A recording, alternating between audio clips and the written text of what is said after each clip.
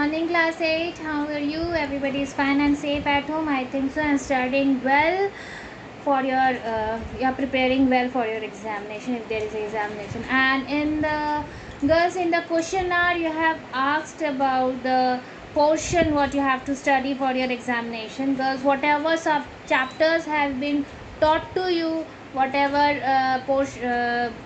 chapters has been taught to you and whatever chapters are going on, girls, please start revising all those chapters. Don't don't think that what to be finished and what are coming. Just whatever has been completed, whatever are going on, please start revising all those chapters. Please start revising question answers, the one word, everything, so that at the end point you don't have any queries. Okay, if you're having any queries in the previous videos also, please comment so that I can clear out all your points. In the questionnaire also you can ask whatever doubts you are having according to the chapters. It's not necessary that what chapter I am teaching that only you're having queries. Maybe in the previous chapters also you're having the queries. You can ask. Every time I'm telling you girls, if you're having problem in the previous chapters also, you can ask. It is not that you have, once I have explained you the chapter, again I will not explain it. If you're having the problem, I will definitely explain those chapters. Okay, so girls, please go through the chapters thoroughly, read the chapters, see the videos properly, listen the videos properly what I am teaching. It's very necessary. Okay girls, so in the previous videos I have told you about the assignment operators. I told you about the assignment operators, how the assignment operators work, and how we execute a program, how we compile and execute a program. Okay, because the computer can understand only and only the machine code.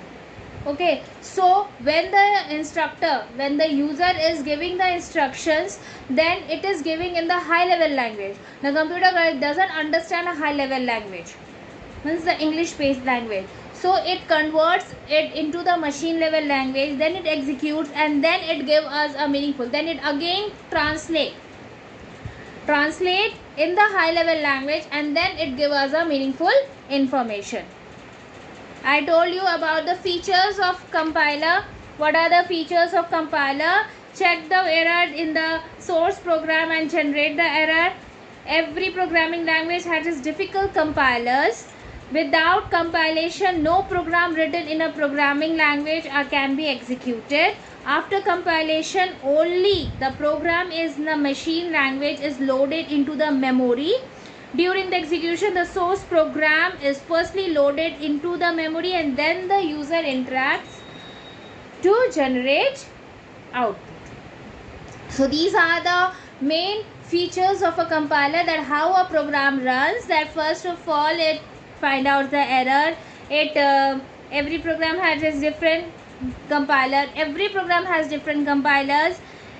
Before any program executes, first is compile and then it executes, and during the execution, the source programs first stores it, and then it start compiling it, and then after compilation it executes, and then again compile it and give us the meaningful information. Okay, so today we'll start with the decision making statement. Decision, what do you mean by decision? Decision का मतलब क्या होता है? Decision का मतलब क्या होता है? किसी चीज़ पे सलाह लेना, मतलब सलाह नहीं, किसी चीज़ को डिसाइड करना कि ये करना है. ठीक है, तो हर प्रोग्राम हम स्टेप बाय स्टेप प्रोसेस करते हैं, लेकिन कभी कभी हमें लगता है कि sometimes we thinks that the step should not be continued, same thing should not be continue, we stop in one condition. So there we put a condition in that.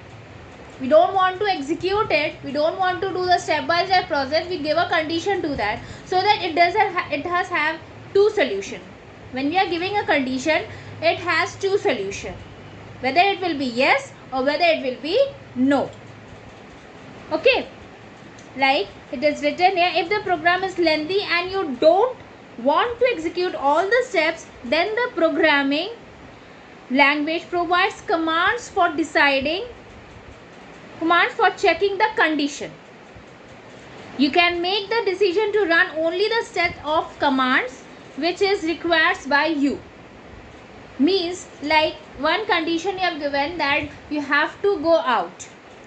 Okay, now you are so many people, you have to go out for a vacation and you have decided that we will go here.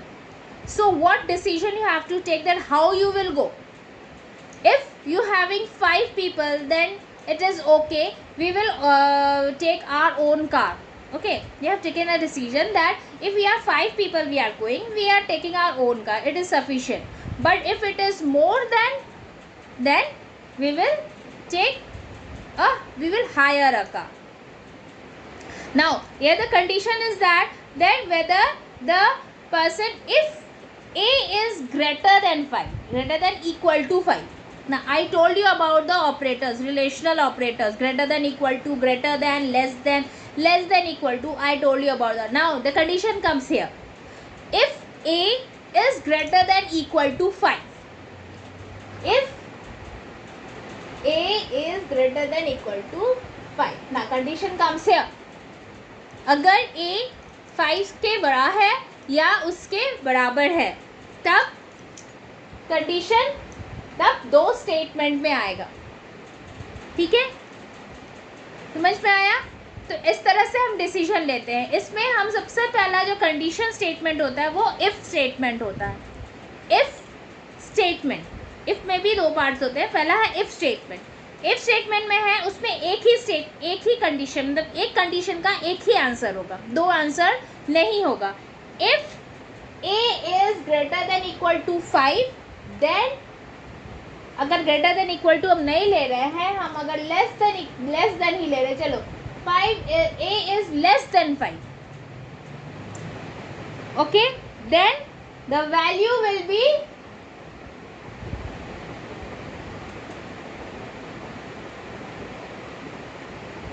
less than 5.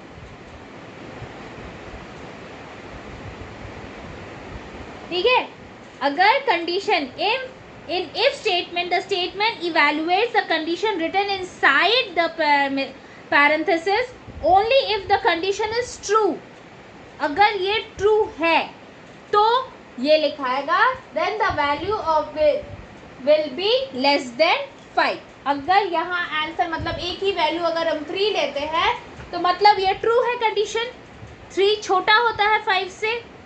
ठीक है, लेकिन अगर यहीं पे value अगर 10 है तो ये कंडीशन फॉल्स हो जाएगा, तो ये स्टेटमेंट रॉन्ग हो जाएगा, तब यहाँ पे कोई इनवैलिड वैल्यू लिखा जाएगा. ठीक है, लेकिन ट्रू ये स्टेटमेंट कब लिखाएगा? When it will be written, then when the value is less than 5. जब वैल्यू ए की वैल्यू 5 से कम होगी तभी ये स्टेटमेंट लिखाएगा. ठीक है, समझ में आया? ठीक है, तो पहला क्या है हमारा इफ स्टेटमेंट कि otherwise the statement inside the if body will be skip, वो स्किप कर जाएगा, स्टॉप हो जाएगा, क्योंकि वैल्यू ट्रू नहीं हुआ. अगर वैल्यू ट्रू होगा तभी वो लिखाएगा कि the value will be less than 5. अगर ये वैल्यू 5 से ज़्यादा हुआ तो वो स्किप कर जाएगा, उसमें प्रोग्राम वो खुद ब खुद स्टॉप हो जाएगा, प्रोग्राम एग्जीक्यूट आगे नहीं करेगा, आपको प्रॉपर आउटपुट नहीं मिलेगा. ठीक है, skip the block of if statement will be checked during the program execution. ठीक है, ये अगर 3 है और यहाँ ऐसे लिखा हुआ है तो इसका वैल्यू मतलब ये ट्रू हो गया, लेकिन अगर यहाँ 10 हो गया तो ये स्टेटमेंट फॉल्स हो गया. 5 छोटा है 10 से, 5 छोटा है 10 से, 10 छोटा नहीं है 5 से. 10 is not less than 5. 5 is less than 10. Okay, so here the statement is wrong. So it will not execute, it will skip and it will check whether where the statement is wrong. Then you will see that the value is greater than the number. whatever number has been given, it is greater than the, whatever value has been given, it is greater than the number which is compared. Okay, so here it will skip and check. So if statement has only one if statement has condition, or in if statement there is a condition where it has only one statement.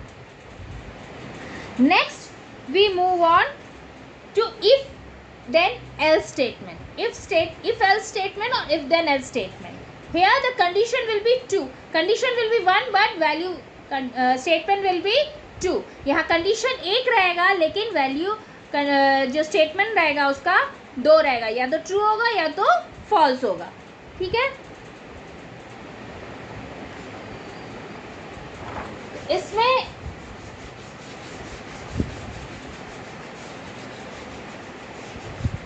हम example ले सकते हैं कि अगर वही चीज लेते हैं, if a is less than 5,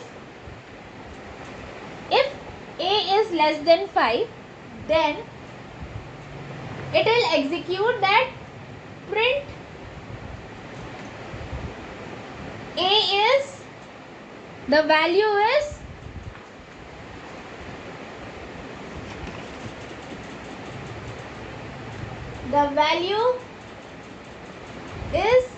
less than 5. Here else print the value is greater than 5. ठीक है, इसमें 2 कंडीशन हो गया. उसमें सिर्फ एक ही कंडीशन था कि अगर a लेस देन है 5 से तभी वो स्टेटमेंट लिखाएगा, अदरवाइज वो स्किप कर जाएगा. लेकिन यहाँ पे एल्स आ गया है तो या तो ये वाला स्टेटमेंट लिखाएगा या ये वाला स्टेटमेंट लिखाएगा. मतलब अगर a इज लेस देन 5, अगर a की वैल्यू 5 से कम है तब क्या लिखाएगा, then the value is less than 5.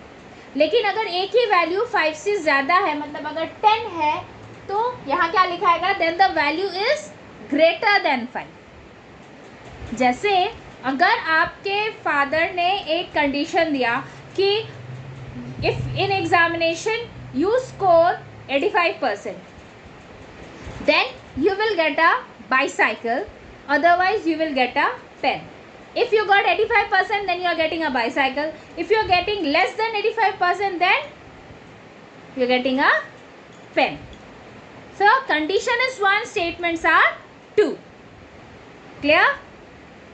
Here else is giving ना. आपके पापा यहाँ पे else पे चले गए, आपके पापा एल्स पे चले गए, आपके पापा ने कंडीशन डाल दिया कि आपको 85% लाना है, 85% या उससे ज़्यादा लाना है. आप 85% ला दिए तो आपको बाईसाइकिल मिल गया. लेकिन आप 85% से कम लाए, तब भी कंडीशन आपके पापा ने दे दिया था कि कंडीशन में ये बता दिया था कि 85% अगर आप लाते हैं या उससे ज़्यादा लाते हैं तो आपको आपका बाईसाइकिल आपको मिल जाएगा. लेकिन अगर आप उससे कम लाते हैं तो आपको पेन से ही संतुष्टि करनी पड़ेगी. You will get only a pain, nothing more than that. Okay, so you got 85% and you got a bicycle, but the condition changed. You get less than 85%, then you get a pen. Okay, तो else में आ गया ना कि अगर आप 85% से 85% ला रहे हैं तो आपको बाईसाइकिल मिल जा रहा है, अगर आप 85% से कम ला रहे हैं तो आपको पेन मिल जा रहा है. यहाँ कंडीशन समझ में आया. इफ स्टेटमेंट, अगर ये इफ स्टेटमेंट होता है तो अगर पापा बोलते हैं आपको 85% ही लाना है तभी बाईसाइकिल मिलेगा, तो अगर आप 85% लाते तो आपको बाईसाइकिल मिल जाता. अगर आपको 85% कम लाते तो आपको कुछ नहीं मिलता. ठीक है, ये हो गया कंडीशन. यहाँ पे कंडीशन है लेकिन 2 उसमें आ गया है स्टेटमेंट. अगर आप ये करते हैं, अगर आप 85% ला रहे हैं तो आपको मिल जा रहा है बाईसाइकिल, अगर 85% से कम ला रहे हैं तो पेन मिल जा रहा है. एल्स में आ जा रहा है इसमें. ठीक है, उसमें एक ही में हमको काम करना था, इसमें 2 से हम सॉल्यूशन निकाल सकते हैं. ठीक है, और एक होता है इफ एल्स लैडर. कंडीशन तब तक लूप की तरह चलता जाए जब तक कि कंडीशन फॉल्स ना हो जाए. ठीक है, जब तक कंडीशन एंड तक ना पहुंच जाए. जैसे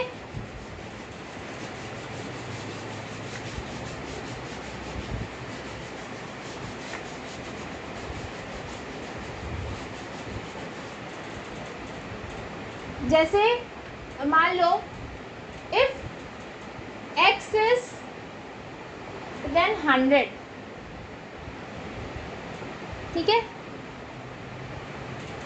तो इसमें आ गया कि you will the grade will be A, ये एल्स इफ इट इज, ये हो गया condition, less than 100 to x is greater than 80, तो ये आ गया ग्रेटर देन 100 नहीं, लेस देन 100।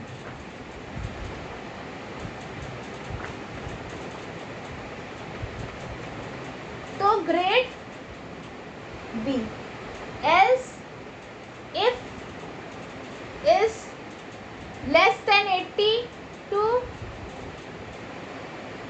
ग्रेटर देन 70, तो ग्रेड सी। इस तरह से स्टेटमेंट जाएगा, और जब तक ये स्टेटमेंट जाएगा मतलब अगर वो 100% लाता है तो ग्रेड ए आएगा, अगर वो 100 और 80 के बीच में लाता है तो ग्रेड बी होता है, अगर वो 80 और 70 के बीच में लाता है तो ग्रेड सी होता है, अगर वो 70 टू 40 के बीच में लाता है तो ग्रेड डी होता है, अगर उससे लेस जाता है तो वो फेल हो जाता है। ठीक है, ये कंटिन्यूस लूप की तरह चलता है जब तक कि वो ग्रेड अंत तक स्टॉप नहीं हो जाता। ये लैडर कहते हैं, एल्स लैडर इसको कहते हैं, कि ये कंडीशन चलता जा रहा है कि इफ़ ये हो गया तो ऐसे करके स्टेटमेंट चलता जाता है। ठीक है, समझ में आया? ये लैडर समझ में आया? तो it girls, today I stop here. If you're having any problem in this video, then please comment on the comment box. Okay, girls, listen the video very carefully. See that you have understood all things. If you have any doubt, comment there. Okay, so goodbye for today. Thank you. Stay home, stay safe.